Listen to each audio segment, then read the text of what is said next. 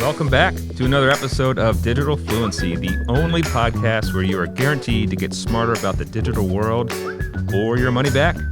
Digital Fluency is a special podcast series from the good folks at the Studio for Teaching and Learning Innovation. I am your delightfully doubtful and always charming host, Adam Barger, and I am the instructor for the William & Mary course entitled Digital Fluency, Footprints and Philosophies, which provides the content for this series. Every week, we review what happened in class and discuss ways to apply these ideas to our lives. I am joined, as always, by student producer extraordinaire Jacob Hall. How are you, Jacob?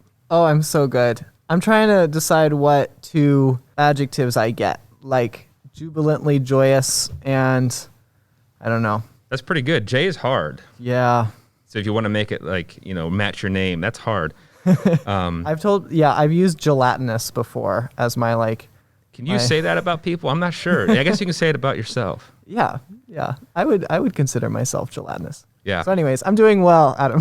Good. Thanks for having me on. You got that big vocabulary because you're a typical William & Mary person. And that's right. Being that kind of person, I know this is a busy time. So we're recording this in early April. And universities around the country are full of busy students as we kind of do the big ramp up to finish. So how's that going for you? How are you coping with the busy time of the semester? It's all right. I've got a lot of things on my plate right now, a lot of homework I will probably be completing over the weekend, unfortunately, but that is just how it goes. I think I've been able to cope with it fairly well this semester, spending a lot of time sort of creating time for other projects that I'm interested in. I'm spending a lot of time in the kitchen cooking, which I really enjoy. It's sort of like a good release. So at the end of the day, I think I'm all right. You're doing well, huh? Yeah. Sunshine is happening and you're feeling healthy and productive. Oh, honestly, the sunshine makes it all better. Yeah. Well, good. Because sometimes as we talk so much about the digital world, you got to check in with so-called real life, right? The analog world. IRL. Yeah. So, question for you: Have you purchased any papers recently on EduBirdie or any of those paper mill sites we talked about? Man, I should. I guess it just sort of it felt. In the moment, it felt right to just write the papers myself. Okay, all right, fair enough. I should definitely. So you've yet to buy some papers. How about the good old Google the quiz or test question during an exam and see if you can find the answer? Have you done any of that lately? Another great idea, but I don't know. I've sort of gone with the study beforehand and then put in my own answer approach. The traditional mode. Yeah. Nice. Well, I am not surprised to hear these things because you seem like a good and honest person, and learning has something to do with changing your mindset and being familiar with information and retaining that information. And it seems like buying a paper or Googling an answer might be short-circuiting that. But what if I were to tell you that maybe learning in the digital age is more about making those connections between the information you need and the information you can access, and less about retaining it. It's about connecting to the right networks of information. Would you buy that? I like that a lot. I think that really captures the way that the internet and just digital life feels to me. Like, if I want to do something on my computer, if I want to get some work done, I think that the skill that I have lies in finding the resources that I need online, right. Connecting the dots between the resources and bringing them together to make a product. Connecting the dots. That's a really good line. I'm going to have to steal that. Because there is an aspect of the digital world that is about connecting the dots, understanding where you are, what resources you have, and bringing them together. So I asked, so this week in class, we talked a little bit about learning in the digital age and how we connect that to skill building, and then how we connect that to how we make decisions on tech use. So these kind of very practical areas. And I asked the students, I said, hey, if you need to know something, if I ask you, what's the capital of Kansas or something like that, and you didn't know, what would be the first thing you do? And I have 16 students in the digital fluency class, and all 16 said, Can you guess? They'd Google it. Google it. Every single one without fail, which I love to see that because my trick question worked. And I said, no, the first thing you would do is pull out your device. So it's either your phone or your computer or something like that. And then you would Google. Right. And so understanding that your device is part of your information network and there are skills involved with using that device is really the first part of Googling. So it seems like a small thing, but that was my example of, hey, your knowledge of the information network we call Google, the interwebs, whatever, is really part of your learning. Yeah. So if you didn't have a phone or you had never used the internet, you wouldn't understand what Google was, right? Right. Yeah. That there's a lot of like prior knowledge and experience that goes into just a simple Google search. Exactly. So that was kind of our jumping off point for going over very quickly kind of learning theories that you will run into in the digital world and in the analog world, and understanding how we as people and as educators, we're still kind of wondering about what learning means and how it works. And there's been a couple hundred years of theory on this, and I'm going to give you that in about 3 minutes. All right. You ready? I'm super ready. All right. So let's open up your mind. Here we go. So the first of the big four, actually maybe even the big three. I don't know if the fourth one has caught on yet, but we'll say the big three. The first of the big three is called behaviorism. And so a lot of these theories will intersect with psychology, a little bit of anthropology, sociology. It's very interdisciplinary when you're talking about teaching and learning. So behaviorism is really simple. It's you respond to stimulus, and that response indicates learning. Okay. All right. So this is, put the cheese at the end of the maze, and once the mouse finds that cheese, that behavior is retained, and the mouse will find the cheese every time. Right. Okay. So stimulus, response. Learning is just making sure you get the right response. So if I give you a quiz question, and the first 3 times you miss it, but the 4th time you get it right, that behavior shows me you learned something. Okay. I feel like that, yeah. From the perspective of a student, I hope that there's more going on behind the scenes, but I do understand like how that could sort of be like what it is boiled down. Yeah, you're demonstrating something, and whether it's an action, a piece of knowledge, you're demonstrating a behavior. So, Sure. But you're right. You said you would hope there's something more going on. That's because we hope that there's something between our ears doing something, and that's the second theory speaks to that's cognitivism. Okay. And cognitivism is just what it sounds like. There's cognitive or mental processes happening when you get information and process it, and then it comes out the other end with a new understanding. So it kind of goes in your brain and comes back out through your expressions or your mental activities, and you represent learning as a cognitive process. So it's taking information in, coding it a certain way, putting it from your short-term memory to your long-term memory, and then it becomes part of your new understanding. So once you understand how, for example, north, south, east, west works, you can then take in new information like a Google map and understand that it's pointing you a certain direction. Mm-hmm. So that's cognitivism. There's something happening in the brain. We don't know exactly what it is, but it has some good ideas. But learning happens in there. Gotcha. How do you like that one? I like it. I think that's like closer to what how I've described and thought about learning in the past. Like it's something that sort of is developed within your brain, and like the way that you respond to future like problems or situations sort of represents like how you've learned or to what extent you've learned. Mm-hmm. Sure. So the third one is, and I hope there's no psychologists listening because they'll get mad at me for oversimplifying, but the third one is kind of like a mishmash of the two. It's never as simple. It's as never like as one simple or as the other. that. Yeah. Ugh. So the third one's called constructivism, and the idea is that we learn by making meaning of the world around us as a socially constructed event. So it's not just how I see the world and interpret it, it's how you see the world. It's how executive producer Roy Peterson sees the world, and we put all these things together, and develop an understanding, a shared meaning, a shared understanding. So, the really hardcore constructivists would say that you need the social world to learn. You need to have meaning kind of created through experiences. Yeah. And so, yes, there's some behaviors associated. Yes, there's some cognitive aspects, but really it's a social process. Yeah. I like that one a lot. I feel like that makes it feel more individual to me as a process. Like everyone has their own sort of constructed reality that they live in and experience. And like by learning from others or learning from different resources, you can like further develop that reality. You got it. That's it. You could teach this class. Tell you what, we can switch places. I'm gonna Although I take don't your know if I job, can Adam. push that big record button. That's No, this is high a skill. really difficult job that I have.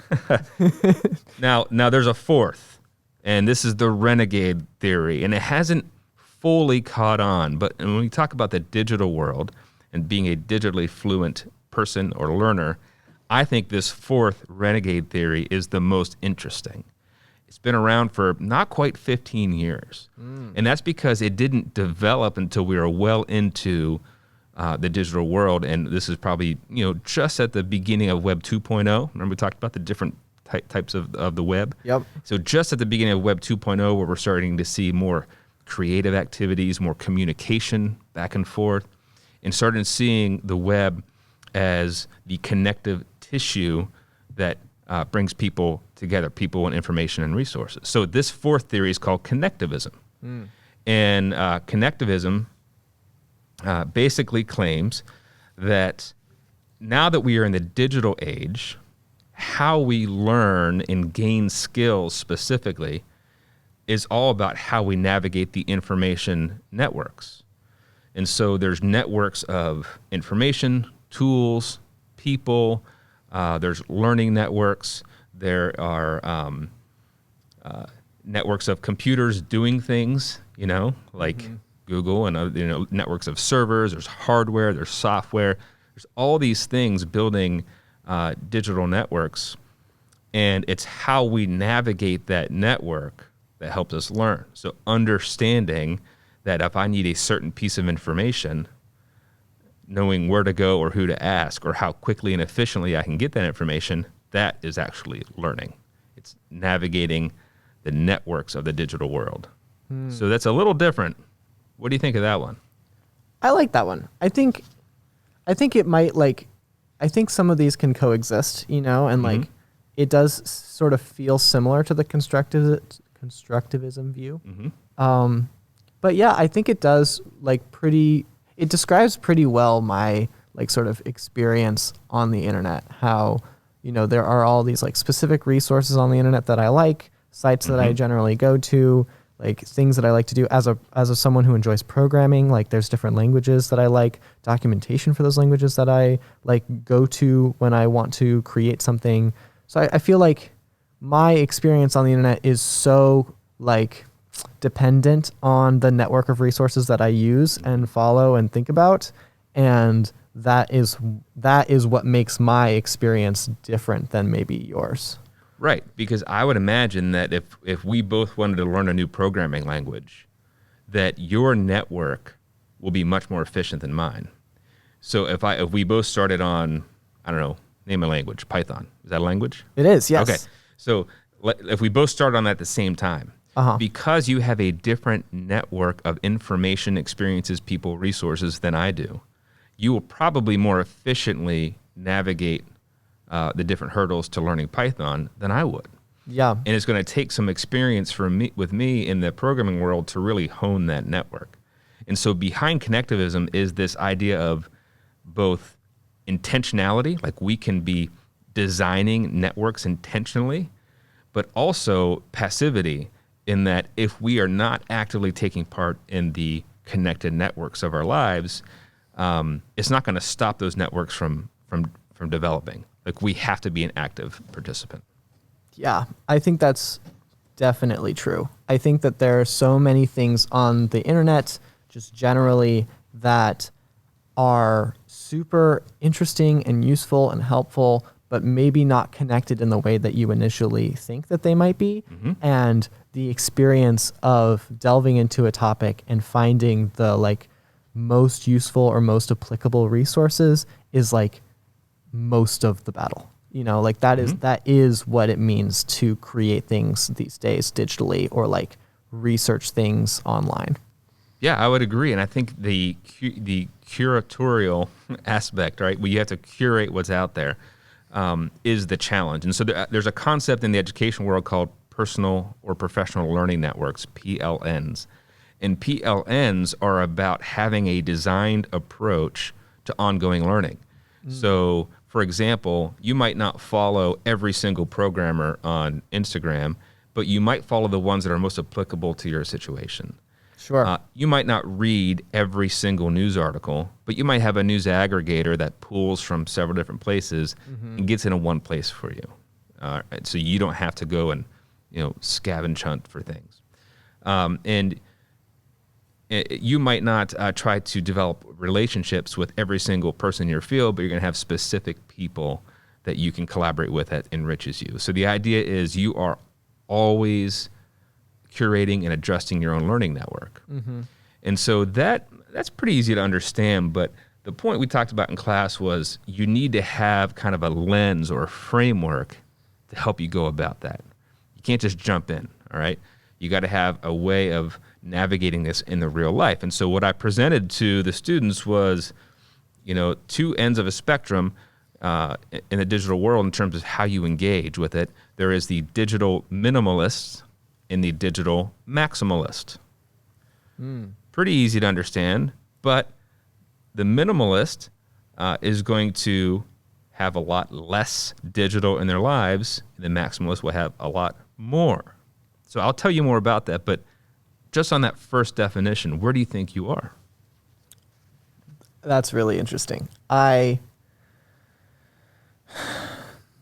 don't know. I think that I'm probably on the maximalist side because of how much I enjoy using digital tools. And like I said, I am into programming. I have a lot of like interests online that sort of take up my time. And so I think that like I am a maximalist in many ways, but I also do very intentionally cut aspects of digital life out. Like, for example, we were talking about Facebook a couple episodes ago. That's really a platform that I don't use anymore. I just have completely cut it out because for me, it's not really, it's not a part of the network that I want to develop. Yeah. So I think you're on the right track. So now I'm going to read to you the textbook definition. So this is the super exciting part of the show. And then we'll come back next week for some more textbook definitions. Exactly. Textbook definitions. Only at Digital Fluency. So I'm borrowing from the work of Cal Newport, also from the work of the Digital Wellness Institute. Cal Newport wrote that famous book. He wrote a couple of famous books. Digital Minimalism, right? Yes. Yeah. Did you read it? Not yet. It's on my list. Yeah, it's a good one. I'm kind of a fanboy of Cal Newport. He writes a lot of things about kind of lifestyle design and intentionality. Yeah. So, and it's very similar to the work that Digital Wellness Initiative does in terms of finding balance. So, according to these folks, digital minimalism is a philosophy of technology use in which you focus your online time on a small number of carefully selected and optimized activities that strongly support the things you value. So you hear the design in that, the curation, the intentionality. That's the important part. And then everything else you happily miss out on. So the minimalist can still use a lot of things and still be involved, as I think you are, on certain things. But they're happily missing out on the things that aren't pointing them in that direction, in the direction they want. Yeah. Maximalism, digital maximalism, is a philosophy of technology use that sees the potential benefit of using any technology that catches your attention. So the difference is, if I'm a maximalist, I kind of have that shiny thing syndrome where I say, oh, wow, that looks cool. And no, this looks cool. And I want to try this. And I want to have these devices. And I'm kind of jumping around based on the potential of the tool or resource. Whereas the minimalist has a filter, a philosophy where they say, is this going to join me in my focus for a specific aspect of my life, whether it's professional learning or skill development or something else. And if you can't make that connection, then you push it out. So now with those definitions, where do you think you are? I think I am more of a digital minimalist based on those definitions. And I will tell you why. I think that one of my strengths when it comes to using digital tools is sort of filtering. I think that's a word that you used in the definition, where I have developed a pretty strong idea of what tools I might actually want to use, like what lifestyle I want to foster by using digital tools. And the process by which I choose the resources and tools that I use is very informed by those values. And so I think in that sense, I am I'm a very strong believer in digital minimalism. And I think that by filtering the way that you interact with the digital world and filtering that network that you develop is the key to having a digital life that makes sense to you, that serves your overall goals and your sort of digital purpose. You know? Well, you got to be in the driver's seat. You have to be the one. And so, and this has been illuminating for me because I think I'm right in the middle. I have a real problem, Jacob, real problem. And it's not just being super handsome. I mean, I can deal with that problem. My real problem is I am interested in everything. Okay. Everything. I'm like an information sponge. I am interested in sports. I'm interested in academia. I'm interested in philosophy and education. I'm interested in religion. I'm interested in tech tools and traveling and backpacking, and just I have so many interests that I have a hard time filtering things around me. So I'll be reading an article, I'll click on the link, goes to the next article, read that article, click on the link, and I'll just kind of go down these rabbit trails, which is why YouTube is such a problem for me, because I just go down the I can relate to that. The YouTube hole of just one thing after another. And so for me, I think the reason I'm kind of stuck in the middle is I haven't yet really decided which aspects of my life are going to be part of my filter. Okay. So maybe I need to focus on digital habits and digital learning that really is just connected to my job, maybe. And other things I need to kind of put away. It's one of the reasons why I'm kind of stuck with my smartphone. I love the idea of saying no more smartphone, let's go to a dumb phone. But I just love the idea that, if I want to, I can pull up a YouTube video, And so for me to get from maximalism to minimalism, I got to work a little harder at shaping the digital world to serve me, not the other way around. So it's interesting how you sort of framed that, because it sounded to me like your sort of, I'm going to use the word values again, like the things that you enjoy doing in the digital world are sort of discovering new ideas and reading interesting topics that interest you. And you have a broad sort of list of interests. Is that not what you want out of your network? If that content discovery is really a good thing in your life, is it something that you necessarily have to cut out? Interesting. Yeah, I think so. I think, wow, I think the student has become the teacher here. So you're saying if my approach to the digital world was to be basically an information hub to where I can follow any passion or interest I want, then I could build my minimalist approach around that. I think so. So maybe I'm not gaming, but maybe I am spending a lot of time reading blogs. That's me. Yeah. Okay. That's what I do. I don't game. I read blogs. Yeah. But yeah, I think that, okay, this is reminding me of last episode when we were talking about misinformation and the quality of a source online. that to me is a very important part of developing your network, right? If there is a resource online, or, you know, I say resource, I'm trying to be inclusive, like all the different types of internet sort of tools, things that you might come across, a blog, a social network, some sort of aggregator. There's so many different things.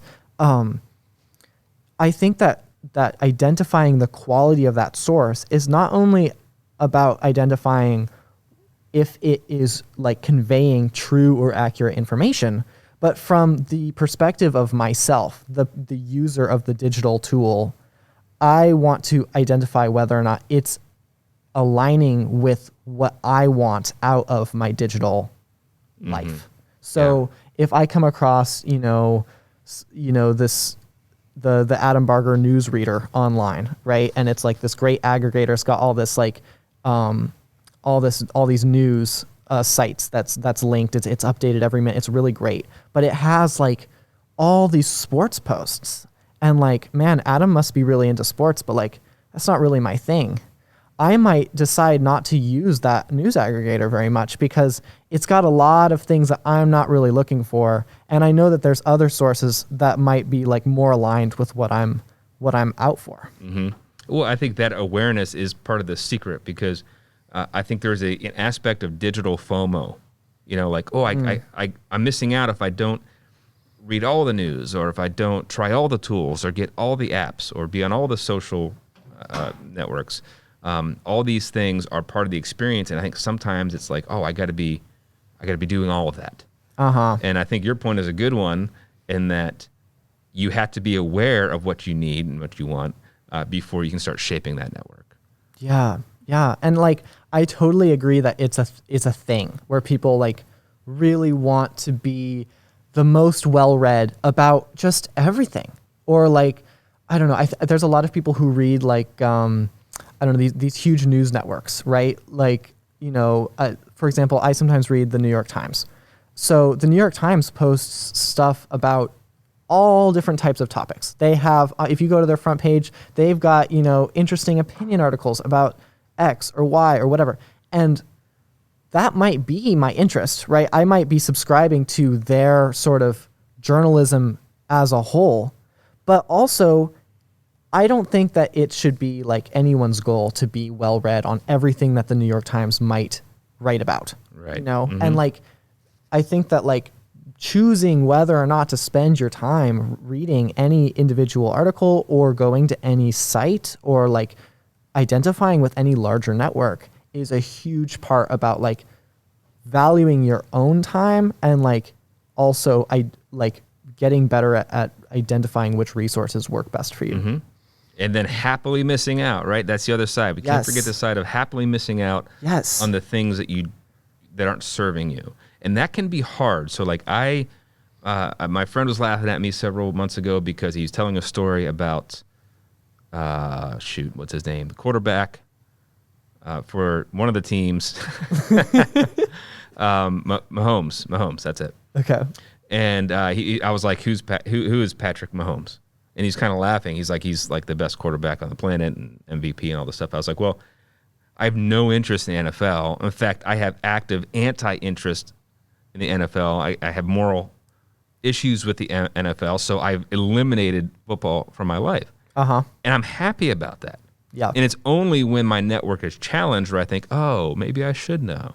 Maybe I should know more about that. I don't want to be awkward in social situations. But so that happiness or that satisfaction in not being, super involved in all aspects of the information network, I think is important.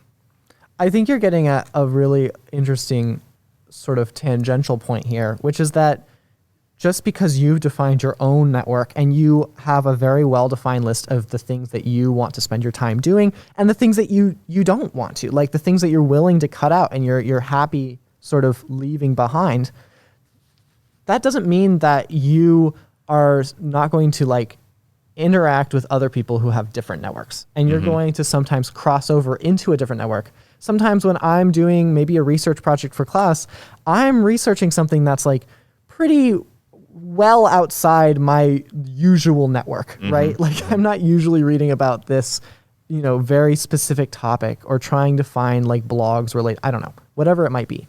And I feel like that is another skill, perhaps, that recognizing that, hey, this is sort of not what I would usually be into.